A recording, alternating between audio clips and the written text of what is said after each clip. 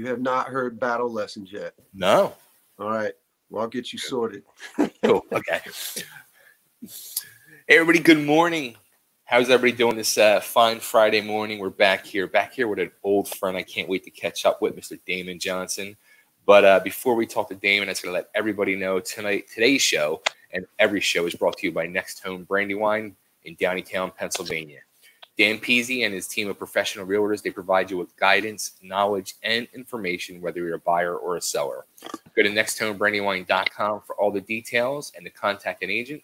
They do service Philadelphia and the surrounding counties, but nationwide referrals are available.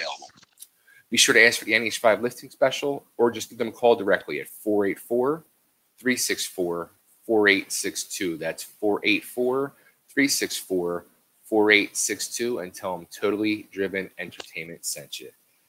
And here he is, an old friend, which I'm so excited by to catch up with you, Mr. Damon Johnson. Hey, brother, thanks for having me. I just put on my hat because my forehead with the ponytail was kind of taking over the taking over the screen. How are you doing, man? Good, man. You know, it's we talked last June, and I got to say, like, I remember we did our interview, and we had such a good time, and that was on my other show that I do, Totally Driven Radio, and my co-host Nick, who's not really the big music person. I'm usually am. And he was like so into it. Like he ordered your album right then and there while we were doing the interview live. That's great. I remember that interview, brother. We had a great time. And I was grateful to you because I could feel you kind of pulling him in. Like, look, this is what this is. This is who this guy is. This is, you know, he's written a couple songs. He's played a couple of gigs. It was fantastic. You know, the funny thing is, like, a big thing we talked about then was you being in Nashville and, you know, how Nashville was like the hot place and everything now. And it was like a week or two later, I ended up winning a contest, which brought me to Nashville for the Rock and Pod convention. And wow. I ended up moving here in September of last year. So we're kind of neighbors now. What? That's amazing. Yeah, man. Oh, brother, listen, then we are neighbors. If you're in the 615 at all, we're neighbors. So I'm in the 615. Welcome, man. That's awesome news, babe. Absolutely, man. I'm loving it. It's really a beautiful place here. It's beautiful. You know, man, obviously you got here at an incredible moment in history. Yeah. But for the most part, you know, we're kind of pleased with how Nashville has handled everything. They're doing as good a job as I feel like they can. Nothing's perfect, but sure. You know, so far we're healthy. The kids are back in school virtually. Hopefully they can get back to school in person soon. Yeah. It seems they're going to do that, you know, little by little part-time schedule for the kids. Yeah. Now, how about you? Like how you've been holding up through all this craziness? It's been a little up and down mentally at times. I'm grateful that for the last month, we've had a lot of activity related to my music. You know, we're dropping the first single off the new album. It's going to be up on all the digital platforms next week. Nice. We're doing this insane live stream with my band and my very special guest, your neighbor now, in the 615, Richie Faulkner from Judas. Oh, Richie's here too? Richie's here, man. Wow. He and his girl, they live out in Murfreesboro. And, okay. Richie and I have been friends for a long time, and he saw that I'd been doing some live streams back in the late spring, early summer, and he said, hey, man, if you ever want to just, you know, have a laugh, and if you need another guitar on anything, let me know, because he knew I was operating as a trio. Right. So I came up with this crazy idea, basically to kind of celebrate the launch of the single in this new world we're living in the pandemic. Like, man, what could we do that would be more than just, you know, putting up another live stream and playing some songs? So I reached out to Richie. I had this idea to celebrate some Thin Lizzy. Thin Lizzy just celebrated their 50th anniversary. uh, which is a big number. Yeah, right. But it's incredible to think that, 50 years ago, Phil Lynott and Brian Downey started a band together. And so, with my little contributions as a footnote in the Thin Lizzy story, we thought it'd be some fun, man, to play our favorite Thin Lizzy song. So, next Friday, September 25th at 7 p.m. Central, Damon Johnson and the Get Ready with special guest Richie Faulkner from Judas Priest on guitar. Insane, man. I mean, I still can't believe we pulled this together. The set list is massive. Really? We're playing all the hits. We're playing some deep cuts. And man, I'm as giddy as a kid in a candy store. I'm so excited about it. It's not to be missed. It's going to be very, very special. That was the one thing. Like, I remember we talked about that last time. Is like how you got to, end up from a band that you saw as a teenager, a young kid, to then ended up on stage being a part of that band. And, that wild ride of life. Like, it's still just the craziest story. I can't believe that it happened. I still can't believe that it happened. I joined the band with Scott and Brian and Ricky and the guys. It was literally 9 years ago this month we played our first show. And, it's people have said, oh, wow, what a dream come true. I'm like, hang on a minute. I never dreamt anything like this would even be possible. Right. It's crazy, man. I mean, I guess it is a bit like that movie Rockstar that Mark Wahlberg did a little bit, Sure. But I wasn't exactly plucked from obscurity. Right. I was in a pretty amazing band at the time. Yet another crazy opportunity, getting to play guitar for Alice Cooper. So,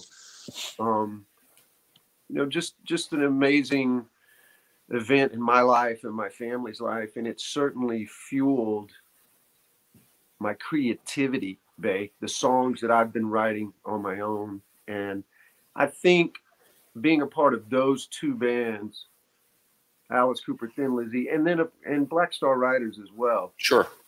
Really informed the place in my career I'm at now as a solo artist. And really, man, that's what I want to do for the rest of my life. I remember you said that. New records, Damon Johnson records. Yeah, I remember when we talked about that last time, how it kind of like really truly inspired you to want to be the solo artist now. Yeah, what's interesting, man? I guess I have to admit that I'm like a lot of other people, man. I wrestle with insecurities as much as the next person in all facets of life. And, I had some success with Brother Kane, which I'm grateful for. I had co-written some songs that some big, like, legendary artists had recorded. But, man, I don't know. I never just got that confidence of like, you know what? I'm just going to do this. I should be up there every bit as much as Slash, or every bit as much as Richie Kotzen or Peter Frampton or anybody you can name. Right. So, it just feels good, man. And my resume is something I'm certainly proud of. And it's a big part of my story that's brought me to this point. And obviously the girls on my publicity team, cross paths with you and helped arrange all this stuff, man. It's exciting.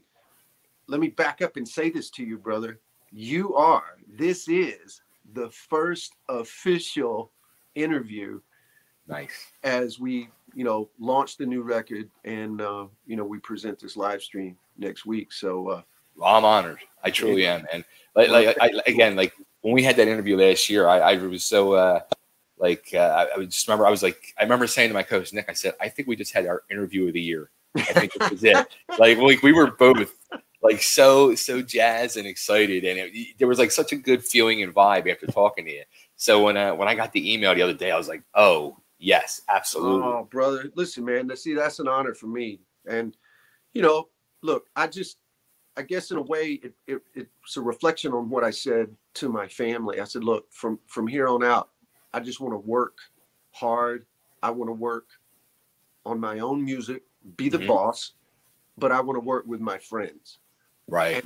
And that's essentially what's happening, man. And, you know, that first album, Memoirs of an Uprising, I call it my first album because it kind of was my first legitimate release as a full-time solo artist.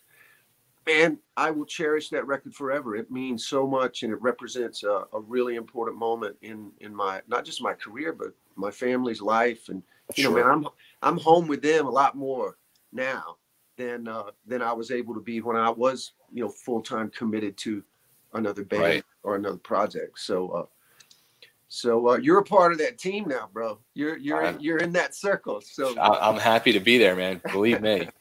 So it's something that, you know, as I'm going through and getting some stuff ready to talk to you today. So for the new album, I see you're working with Indiegogo, and then I was like, oh my God, that's right. Damon was part of that whole Pledge Music nightmare. Yeah. So now you're going with the Indiegogo. Did you were you kind of scared, like, oh, could this happen again? Yeah. I mean, there's no doubt, man. After going through the Pledge Music thing, you're definitely gun shy. You're definitely a little like, what? Like, I don't want to ever do that again. I've got a good team of people that have really helped direct me and give me some good advice. I did a lot of research, babe, on my way to discovering Indiegogo. Look, man, you know, pre-order platforms, crowdfunding platforms, they've been around a long time. Right. And it was just unlucky for me, man, that the one platform that I chose 2 years ago, which was a very respected and very successful platform with a good track record, I just got unlucky, man. I was one of the ones that happened to be with them at the time. They decided to go rogue and steal a bunch of money, man, from a lot of artists. And it's a despicable thing, man. You know, I've kind of just put it in my rearview mirror and moved forward. Sure. And my fans, I know for a fact from talking to them, they really respected the fact that I made it a point to fulfill all of the things that they had pre-ordered on that campaign. So when I found Indiegogo, researched that, the great thing about them, Bay, is it's not just a music-based platform, man. They do crowdfunding for everything: movies, sculptors, authors, painters, inventors. Wow. You know, and they've been up a long time, been really productive. And during the pandemic, we basically were forced, because of the upheaval from COVID, we kind of did it in 2 stages. So I had one phase back in the first part of the year. Man, those guys have already sent me a check for all the stuff that we sold and pre-ordered. We're almost finished with phase 2, and we've just about reached our goal there. So, man, I'm thrilled. I can't say enough good about that company, and awesome. I can't express enough gratitude to my fans. If any of your listeners are interested in pre-ordering the record, it's very easy. Go to Indiegogo.com, INDIEGOGO, and just search Damon Johnson. It'll pop up. Nice. And there's a lot of cool stuff on there. You can pre-order. Cool stuff. Yeah, the CD and the vinyl. And I think my wife just said somebody bought a stage jacket that I've worn for the last 3 years. Oh, cool. And, you know, there's little cool stuff like that, man. If you can go golfing with Damon, you can have Damon come to an acoustic party at your house. Man, yeah. Private acoustic shows. We can play around the golf together. I've got some really cool, there's a pick pack that's like, I think it's 8 or 10 guitar picks from my whole career. That's cool. It's just cool, man. I mean, if I was a fan, it's like my manager and I were talking about. I says, man, if I could have done that with Van Halen, you know, when I was a kid, or even in my 20s or 30s, I would have been like, yes, absolutely. Sign me up. Yeah, exactly. Now, the one super cool thing that I noticed that when I was watching the video you put on Indiegogo, and I was like, oh man, me and Damon are so connected. there in the background, you have an Evel Knievel autographed picture. I have it right here, man. Here, dude, check it out. Look at this. That's it. That's it. I am such an Evel Knievel freak. Yeah, man. Me too, brother. Shout out to my great friend Ben Owen. Nice. From up in Illinois. We've done a lot of work together, a lot of shows together, and we kind of met. He was a fan, and over the last 10 years, man, we've become great friends. And he gifted me that, and That's awesome. That's awesome. I think Bay, you'll love this story. I'll be quick. Go ahead. He had gone with his dad to some autograph conference, where they had all these different wrestlers and athletes and whatever. And he said he remembered being with his dad, and his dad flipped out. Goes, "Oh my God, there's Evel Knievel!" So he bought that. Evel Knievel signed it. He signed it with the two different Sharpies too, man. He signs Evel in red and Knievel in blue. That's awesome. Awesome. That is awesome. That thing has been it's been kind of my background. You can see my Phil Lynott. Can you see that picture over my head right there? Man, that's a black and white 8x10 I got from my friend Dale James. Dale James, I got when I was writing songs in Brother Kane before the first record. I was going out to LA to do some co-writes, and the label was putting me with a bunch of different people, and they were all the results were terrible. They weren't terrible writers or terrible people, but everybody was trying to write another Bon Jovi song, and I wasn't interested, dude. I was listening to the Black Crowes and Guns N' Roses, period. So Dale James was in the Guns N' Roses camp. Yeah. He's the guy that wrote the story for the November Rain video. Right. Just, part of that circle. So Dale and I got together. First thing we talked about was Thin Lizzy. And he's, it was almost like we had this contest to prove who was a bigger fan. Man, Dale gave me that picture. Wow. Before I left his house that day. And that was in 1991 or 92, I think. So incredible little document there, man. Obviously with the way that whole story transpired. Yeah, right. That's wild. Yeah. I'll tell you, going back to Evel Knievel real quick, I've done a lot of Evel Knievel shows, and I've interviewed a bunch of his guys from his camp that worked with Evel, and I got to interview Robbie, his son, and some of the most funniest stories I've ever heard in my life were those guys talking about Evel Knievel. I cannot imagine. Because look, man, I'm sure we're the same. I've watched all the documentaries. I've read the books. Yep. I know the good and the bad. Yep. And there's a lot of both. Oh yeah. But I can't imagine, man, what it would have been like to really be kind of inside that and be around it. But man, I just feel like Evel Knievel informed a lot of my grandiosity. It literally informed my ability to kind of dream big and think big, because, man, I grew up on a farm out in the middle of nowhere, Alabama. Wow. So, Evel Knievel was essentially a rock star to all of us. I know you can absolutely attest to that. So I'll tell you, I go back and I read a lot of his quotes a lot for motivation, inspiration, man. He had a lot of good quotes. Oh, no doubt, man. I mean, for him to be making those jumps without, technical, data, they weren't using geometry and physics or any of that stuff, man. They would walk off the distance. They'd make sure they had enough gas in. Yeah, exactly. And he would just go. Oh, bro. Oh. It's like, listen, man, if that guy can jump a bunch of diesel trucks on the outside of some dirt racetrack in Southern California in 1972. Right. I can write a bunch of rock and roll songs in my basement and put out a record and put my name on it, So I guess that's kind of like, so the new album is going to be called Battle Lessons. So I guess that's kind of it. Like, you've gone through a lot of battles in your life and learned your lessons. Well, Battle Lessons was the title of a song that I wrote about halfway through the process. Most of these songs, man, I wrote with my great friend and collaborator Jim Troglin, and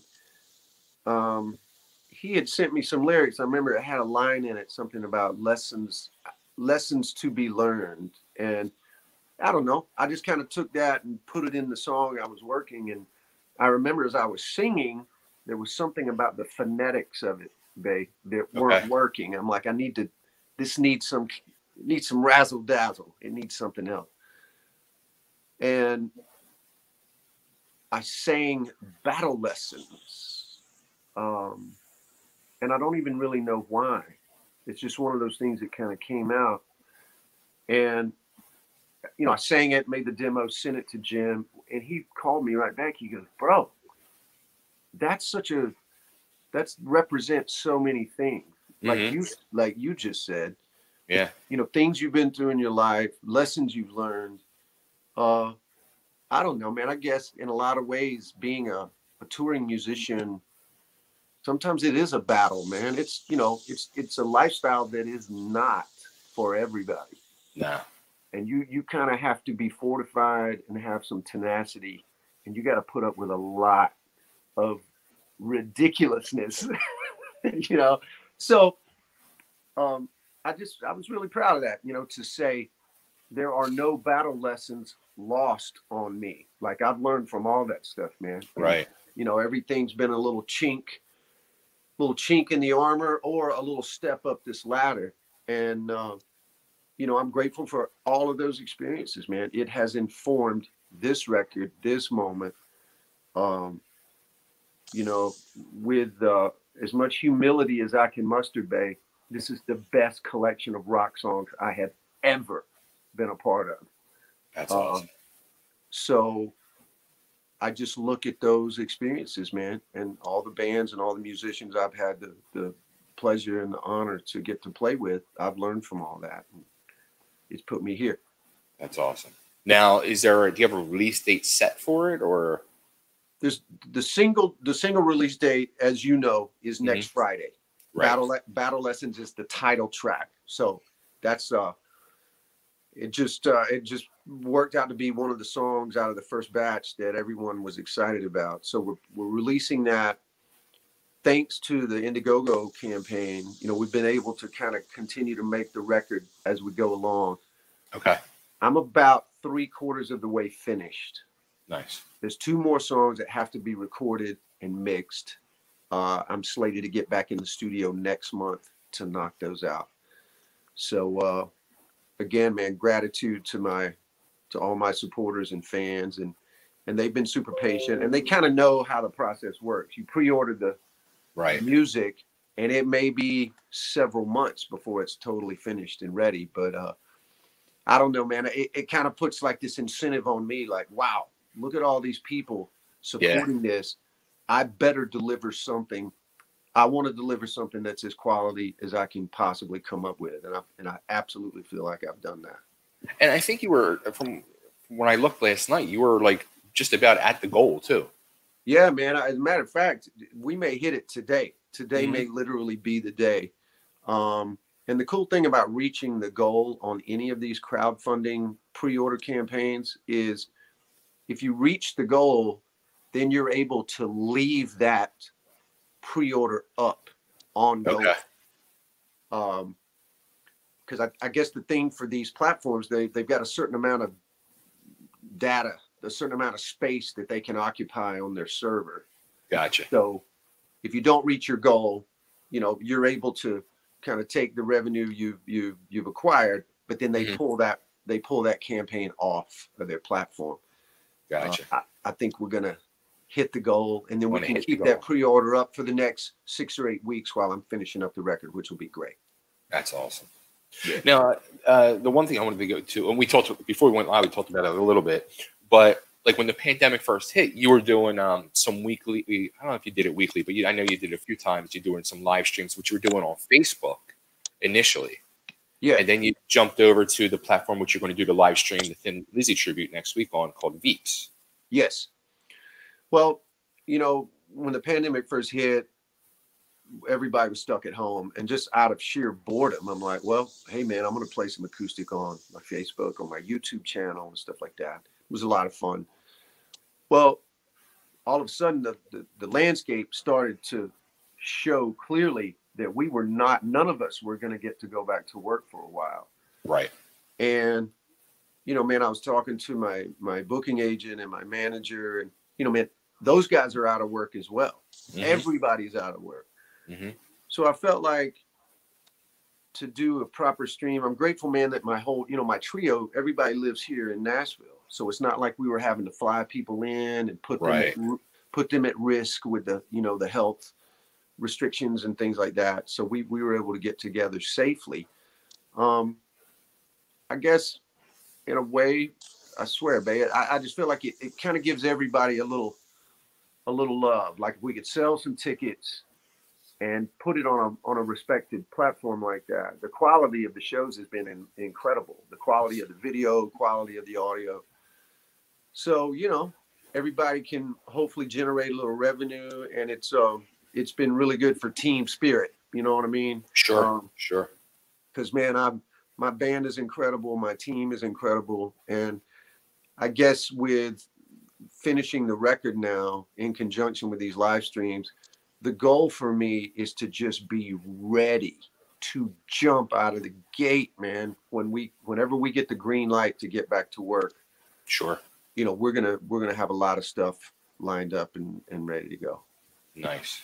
So now the live stream that you're doing next week with your band and Richie from Judas Priest, is that gonna be like on a stage somewhere? Are you doing it, or? Yeah, we're gonna film this one in one of the big rehearsal rooms at SIR.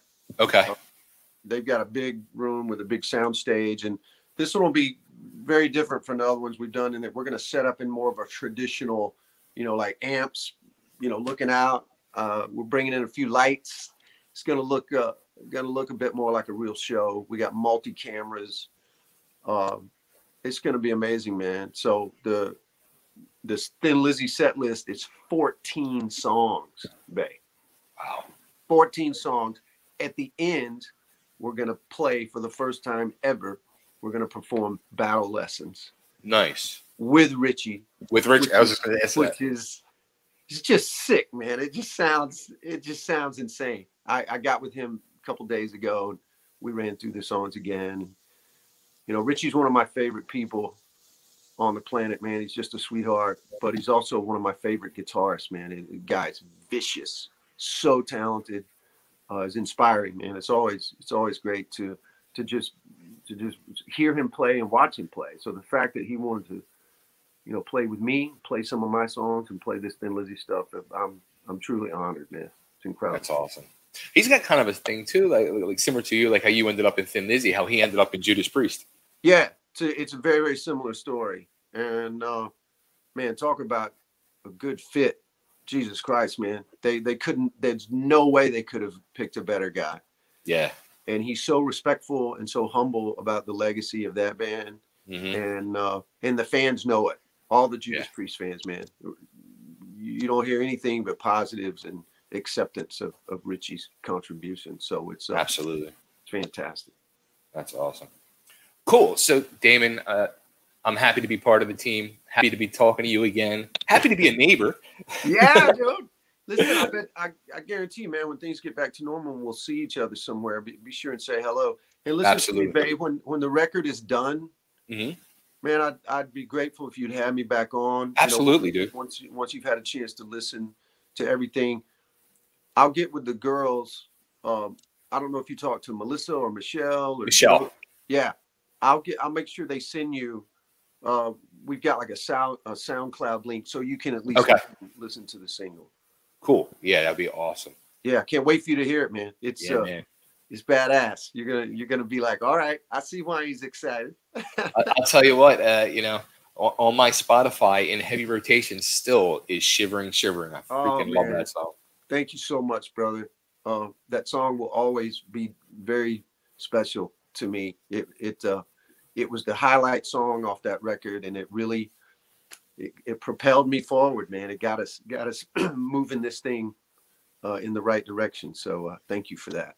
Absolutely. And thank you. And another thank you too. Another song I said this to you last time. When I found out that you co-wrote Ghost from Skid Row, I was like, oh, love that freaking song. What a great song. It is. I am going to cut my own version of that song one day. Sweet. I don't know when, but it is truly, truly a special song. And it was so much fun, man, to write that song with the guys, and definitely a song I'm very proud of. Awesome. Well, Damon, where should we send everybody? Indiegogo? They can contribute? Thank you. Indiegogo.com, and just type in Damon Johnson. The pre-order will come up. The tribute to Thin Lizzy live stream, Damon Johnson and the Get Ready with Richie Faulkner. Go to damonjohnson.veeps, VEEPS.com. damonjohnson.veeps.com. See the show. You can always go to damonjohnson.com itself. All the stuff is there. Right awesome. there. It's a pleasure and an honor, my friend. It's all Hey, you're the first, dude. Welcome. Congratulations. You have won a bag of Skittles from Alice Cooper's dressing room. There you go. Hey, winning. Hey, man, listen, all the best. Stay you healthy. Too. Welcome to town. I can't wait to run into you, brother. Thank you for having me on the show. Absolutely. Thanks, man. Congrats with man. everything. I'll talk Take care. to you. Yeah. See you. Bye.